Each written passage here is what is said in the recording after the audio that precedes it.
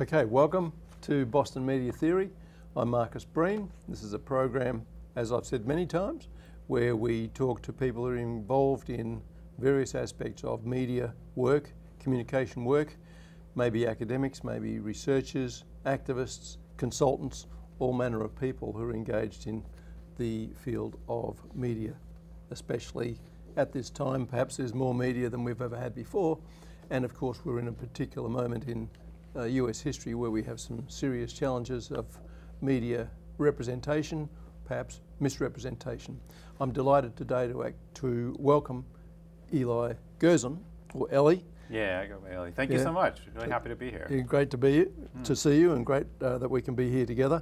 You're involved in all forms of activism, so I think we can probably say that you can explain to us some of the things that are going on and help us to understand better, not necessarily or not only the media landscape, but also what's happening in the field or in the area of pro-Palestinian activism, the questions that have emerged around how that activism is organised and the relationship to the campus.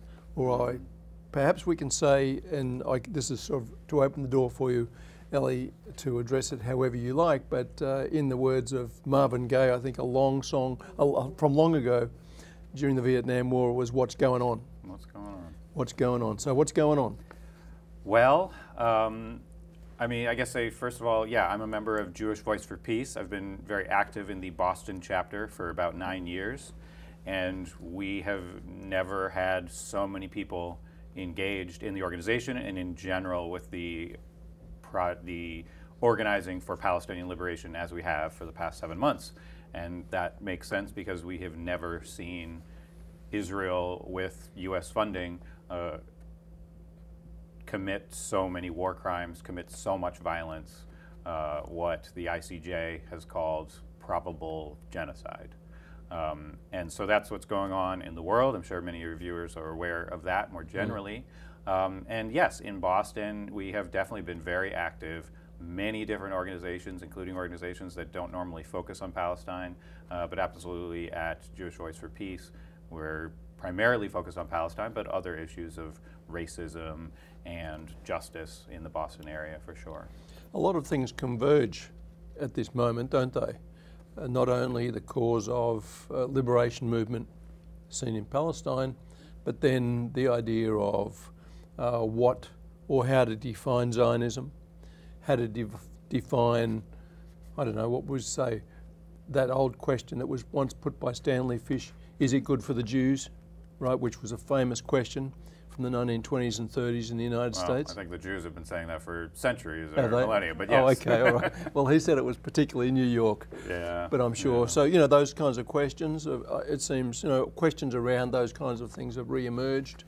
But now a sort of conflation of so many different interests and energies flowing partly through this one kind of portal, the Palestinian cause. Does that mean that we're sort of seeing a happily more complicated environment, or is it too complicated? I mean, it is complicated in many ways, but honestly, when you use that word, I get a little, I'm like, whoa, whoa, whoa, because a lot of people use that word, it's complicated, use that phrase, to dismiss this, right. Which for us, it's very simple. As a people, Jewish people who have been subjected to racism, to oppression, to dehumanization, and to genocide, we don't want that to happen to anyone else. And that is what we see happening to Palestinians. And so we really believe that what is good for the Jews is also what is good for Palestinians. That is safety, that is equality, right?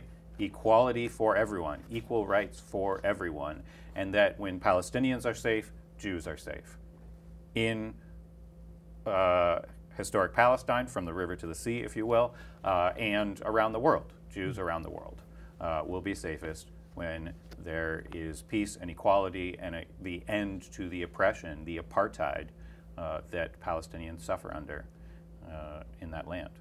Now, a lot of students have taken a very strong view in relation to this, and we're in early to mid-May 2024, and there's been a number of encampments, not only in Boston but around the country and now in other parts of the world, including in Australia, my home country, and in the UK and across Europe. This is quite remarkable. So what do you think has mobilised students after many, many years of quietude?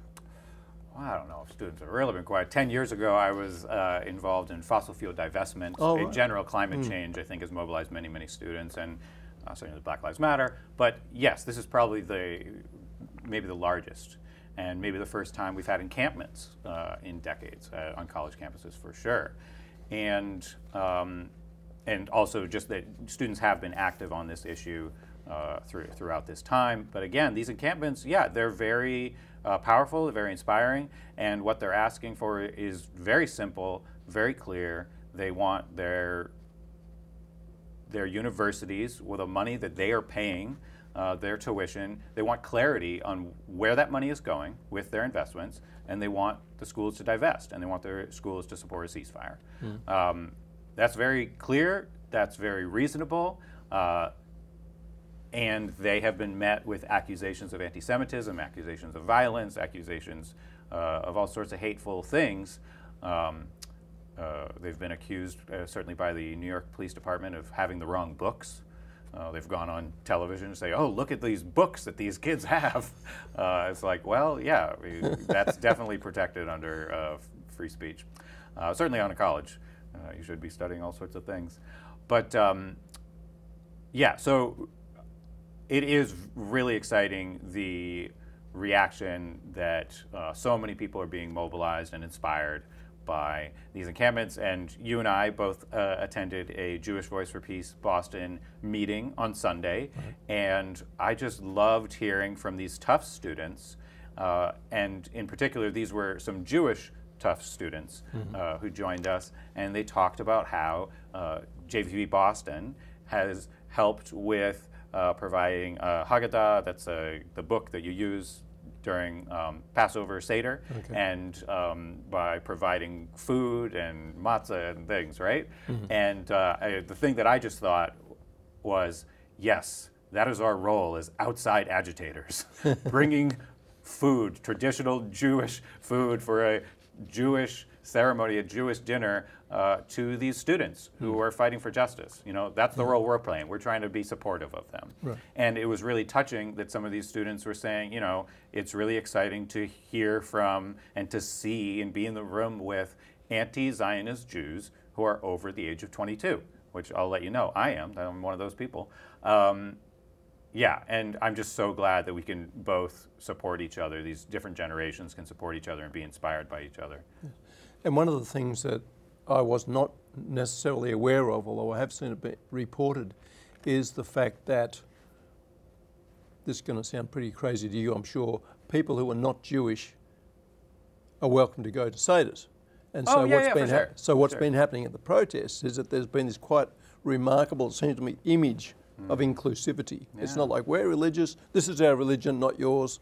You know, so that seemed to me to be quite impressive as a way of rethinking what it means to be a religious person, but not use that as an exclusionary tactic.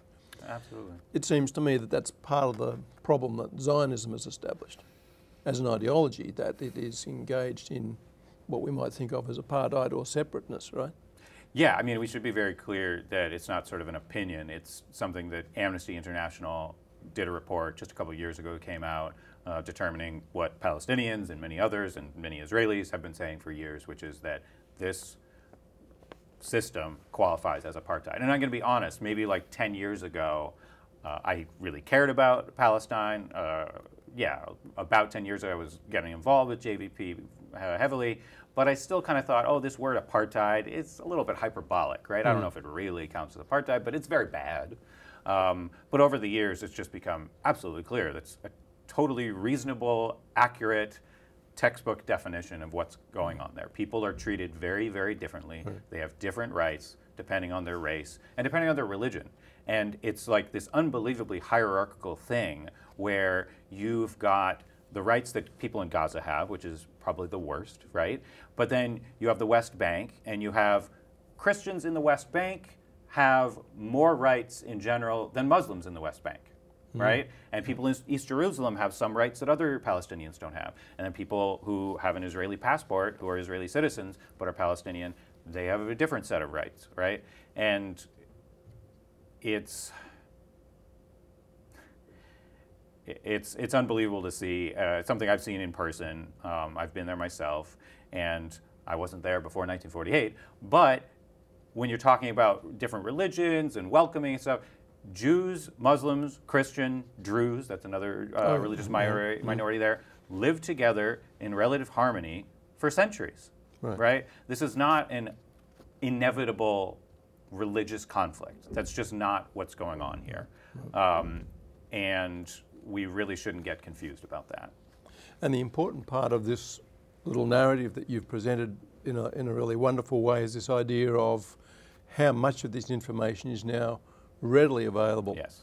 That the media landscape is very different. It's not only a sort of monocultural or a single perspective, at least one would hope it's not. And so the diversity of media sources has really changed what people know, and perhaps that's an important consideration. That's really important, yeah. Being a teenager in the 90s, I definitely struggled to find good news sources. And now, yeah, you can find it on social media, on websites, pretty darn easily. If you're looking, you can find it. But unfortunately, we see, to veer right back into the negative, we see the Pulitzer Prize for International Reporting was just given to the New York Times. And the New York Times has edited their headlines to be more sympathetic towards Israel. They've done absolutely false reporting about supposed atrocities that Palestinians have done to Israelis, and it's very upsetting to see that. At the same time, again, we all know what's going on. It's so blatantly obvious, you know. You do still see so much, even in the mainstream, and they'll try to twist it, and they'll put it into different ways, but it's pretty clear for us all to see the atrocities unfolding. Yes. On our social media accounts. Yes, sadly, and in many cases it's very difficult to watch and see. Absolutely. Yes. I mean, and I'm not encouraging people to watch it every day. I certainly don't. I probably do something to try to help the cause every single day, but I'm not watching the horror every single day. I don't think there's anything healthy about that. No, I'd agree with you. And in fact, there's a number of psychosocial kind of aspects to this too, which is the damage that's been done to so many Palestinian people. And I suspect in a converse way, the damage that's been done within the Jewish community. Everyone watching this is watching a horror and is watching lies about why this needs to happen. It's very upsetting, it's very traumatizing, but to be clear, it's absolutely the worst for the people who are in Gaza, who are living it every single day. And no, that's something I think about a lot because, you know, I lost 44 members of my family in the Holocaust as Dutch Jews. And at the same time, my grandfather and both of his brothers were extremely lucky to survive. Like my grandfather would tell stories of, you know, I was going to get on a boat, but I missed it, and then that boat sank. You know, and it just so happens that actually what I learned in Israel when I was in Jerusalem, that the extermination rate for Dutch Jews was the highest of any other country. Other countries, more Jews were killed, but as far as percentage, Dutch Jews. So my family was very lucky to survive, and I have to say, even the people who survive have trauma for the rest of their life, and they pass on that trauma to further generations. And we spend a lot of time talking about how Jews feel unsafe and how are people feeling, but it's always the focus is on Zionists and Jews. And we have to remember that Palestinians have hearts, that they are experiencing this. Palestinians grieve for their family members, whether they're in Gaza grieving for their family members or whether they're right here in Newton, right here in Massachusetts, thinking about and seeing these reports and hearing about members of their family being killed. Absolutely, that's so traumatic. And it's just very upsetting when one group of people is humanized and we consider the feelings of one group of people and not the other. Yeah, absolutely. I couldn't have said it better myself, and I wouldn't even try. But I think it's important to hear, directly the immediacy of this traumatic kind of impact, or the impact of trauma. Yeah. And I think it's probably useful to also reflect again on the students that are in encampments and that generation, of how engaged they are in what amounts to a very potentially learning experience, maybe even learning through trauma. Somebody referred to it the other day as experiential education. Oh, and I think hell yeah, if I could say that. Yeah, it's redefining experiential education. And the response from campuses and administrators has been very strong, but not at all positive for the most part. It's been very upsetting. I wasn't there during the what happened at Emerson, but I've seen videos or talked to people who directly experienced it, people getting bloody noses, people being thrown to the ground, their heads hitting the pavement. I saw a friend who, a lot of times the police were grabbing people. This is called a keffiyeh. It's a traditional scarf from Palestine. Palestinians insist that they like to have people wear it. It's not cultural appropriation, in case anybody's worried. But people were taking these beautiful scarves and symbols of liberation and grabbing people by them, right? Really? And Around so the people, throat. yes, exactly. So my friend, I saw marks on his neck from having this scarf wrenched across his neck. And this was the Boston police, and both Mayor Wu and Governor Healy have said that they approve of the actions of the police. It's very upsetting. And then at the same time, Mayor Wu said in 2019 that why do we need so many police, especially police in riot gear? And here she is calling in the police in riot gear and praising them. The problem with policing is not really the subject or the topic of this discussion, but within the United States there really is a very, very serious limitation on how police understand their responsibilities, isn't it? And again, this is one of the considerations of the value of so much media, is we can actually see what the police are doing. Exactly. Kettling, violence, provocation, mistreatment, and with impunity. Yes. It's quite an extraordinary moment yet again, Exactly. unfortunately. Yeah. And I've talked in the past to folk from defund Newton Police and so on, and it's a very serious concern, particularly for younger people. So I appreciate what you're saying, and just to take on a little bit more of this question of what students are doing, I would like viewers to reflect a little bit on this comment from Robin R.G. Kelly, who's a professor at USC, who is a long-term New Yorker at Columbia University, where there's been some very serious issues, as it'll become apparent in a minute. And on April the 29th, so not very long ago, this year, 2024, he wrote to President Nemat Shafik, the president of Columbia University, who goes by the name Minouche. And this is the first couple of paragraphs of Robin R.G. Kelly's letter, and it is really a powerful document, and it appears in the Boston Review for those who want to read it, and it's got quite a few paragraphs to it. As it says, Robin R.G. Kelly, quote, "As a former Columbia University faculty member and father of a Columbia graduate, PhD 21, I am quite frankly appalled by your draconian, unethical, illegal and dishonest actions toward your own students and faculty." That's the opening paragraph. So welcome to a punchy kind of statement. And then he goes on, "In the name of keeping students safe, you bring the NYPD on campus to break up a peaceful encampment, thereby endangering hundreds of student protesters, many of whom are Jewish students and students of colour, and the campus community at large.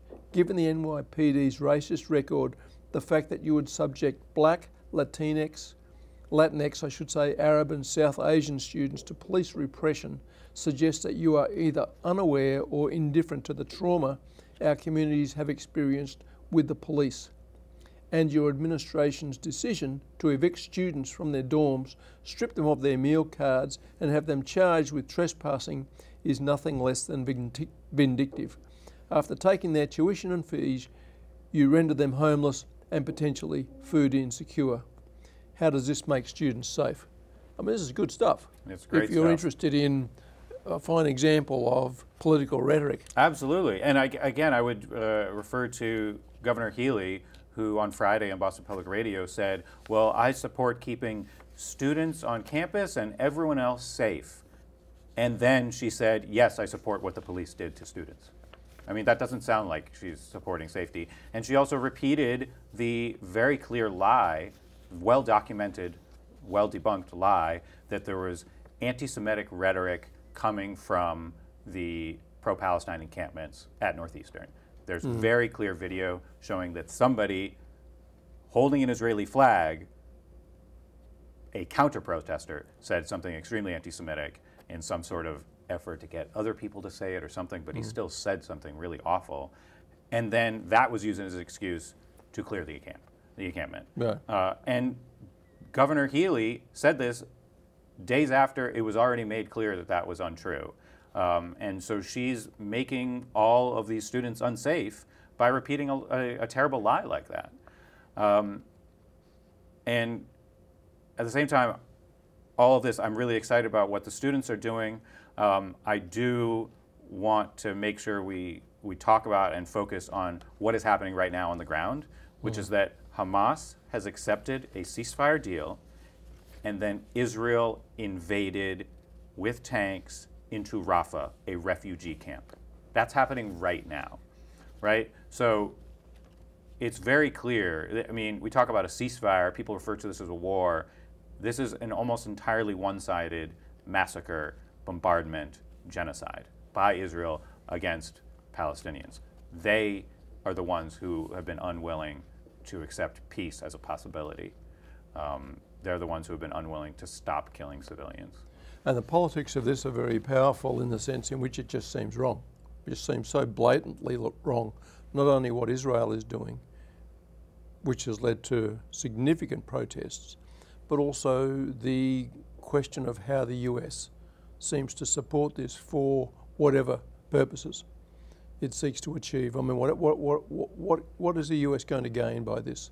Seems to be something that is part of a strange and unformed system of thinking, if you like. It's a bit like claiming anybody who says anything critical about Israel, which is no longer the case, was always deemed to be anti-Semitic. Oh, right? People still try to play that tape back. Absolutely, people still try to say anything you say negative about Israel is anti-Semitic. So it's a real which is not true. No. Yes. Yeah. Sorry, what was the last thing you just said? Well, the US general, Yes. Okay. Yes. geopolitical interests. I mean, no, absolutely no other country has supported Israel more than the U.S. And the U.S. has not supported any other country more than Israel. Right. The next largest recipient of aid of billions of dollars from the United States is Egypt, which many people view as sort of a bribe to say, hey, Egypt, let Israel do what it's doing. Don't get involved or else we'll stop giving you billions of dollars, right? So overwhelmingly, the largest recipient of funding from the United States is Israel. And we're seeing votes happen since all of these atrocities. We've had Senator Markey and Senator Warren, after saying they support a ceasefire, Representative Clark, after saying she supports a ceasefire, then voting to send billions of dollars more to Israel. Well, if you support Israel stop killing people with U.S. weapons, why are you giving more U.S. weapons to Israel, right? Yep. And I mean, at the same time, some of those people have also said, hey, we should put conditions on this funding, but nevertheless, they still vote to send more funding. And that needs to change. So calling for a ceasefire is no longer enough. Now it needs to be, we need to stop giving military funding. And when you talk about, why is this happening? I mean, there's a lot of different ideas for why, but one thing I can say is we send billions of dollars to Israel, and then Israel takes those billions of dollars and purchases weapons from U.S. war manufacturers. Mm. That includes local businesses like Raytheon and Elbit, right? Yeah, yeah. The problem with so much of this inconsistency is, as we say in, I think it's communication theory, it's a cognitive dissonance. Absolutely. On the one hand, there's, yes, we support trying to do the right thing, and then sometimes, our as you actions say, are the opposite. Yes, yes. Absolutely. Perversions, really. I don't know how people's heads don't explode. I'm at a loss for words, for sure, for sure. Yeah. So maybe that's the challenge, at least for those people like myself who've been associated with the peace movement, or those people who want a solution which will benefit the entirety of the region, which would be a democratic homeland for the Palestinian people. What about a homeland for Jewish people? How does that fit into these calculations and in these conversations? I know we haven't got much time, but yeah, we got 3 minutes apparently. Yeah, 3 minutes. So do your best. Yeah, I mean, so I should say I'm speaking as a member of Jewish Voice for Peace, so I should be clear that Jewish Voice for Peace does not have an official stance on that. We certainly believe that whatever happens, everyone has equal rights, right? That should be clear. That's absolutely essential for everyone to have equal rights. So that's a good universal. That's a good universal to, if you like, agree on, and at least find some way to get people to agree to that. Yeah, right? absolutely. And how that would happen and how that can happen is a major concern. And one of the things, again, quickly, and it's not fair to really ask you this with such a short amount of time left, but the whole notion of propaganda, of changing the calculus about how information gets to people, so that the prejudice that's experienced against Palestinians everywhere is not reproduced. Seems to be a real challenge, doesn't it? It's definitely a challenge, and the anti-Semitism is a challenge also. That at Jewish Voice for Peace, we're so often criticizing Israel, not anti-Semitic, but also there is anti-Semitism in the world. We are concerned about that as well. And in general, yes, we need to follow basic principles of decency and anti-racism and support for equality. Absolutely. Well, they're big themes, Yeah. major themes, and certainly issues that, or they raise issues that, just seem to be pressing more and more upon us. Perhaps we can imagine an inverted positive outcome from the fact that so much media will produce something that might be positive when things when things are so dire. Absolutely. No, there's been so much amazing media. Certainly appreciate what you're doing here, and so many people around the world have created beautiful things, important things, powerful things, to let people know about what's going on and to show the resiliency and the beauty of the Palestinian people who are resisting a genocide. Eli, thank you very much. Thank you for your wonderful contribution to this little show, Boston Media Theory. That's it from me and from us for tonight or for today. Until next time, keep on mediating. And that's it from me, Marcus Breen, and Boston Media Theory.